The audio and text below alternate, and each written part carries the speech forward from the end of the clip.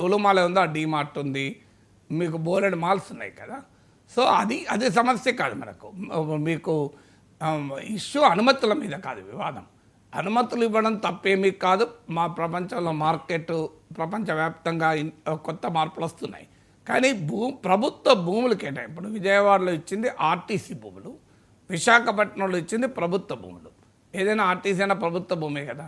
So ఈ ప్రభుత్వ భూమిని 99 ఇయర్స్ లీజ్కి ఇచ్చినట్టు జీవో 137 నేను పేపర్లో చదివింది అయితే 99 ఇయర్స్కు నామమాత్రం లీజ్కి ఇచ్చారు. సో కంపెనీకి భూములు ఇవ్వకూడదా? కంపెనీకి భూములు ఇవ్వచ్చు.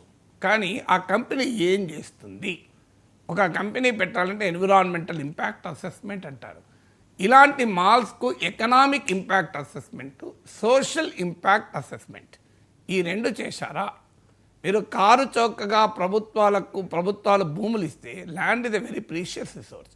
లూలు స్వచ్ఛంద సంస్థ కాదు, లూలు దేశ సేవకు రాలేదు. లూలు వచ్చింది దేనికి? అమ్ముకోవటానికి, వ్యాపారం చేసుకోవటానికి. అమ్ముకోవడానికి వ్యాపారం చేసుకోవడానికి వచ్చిన కంపెనీ దానికి భూములు కొనుక్కోలేదా? లూలు అంత కెపాసిటీ లేని కంపెనీ. ఇప్పుడు లూలు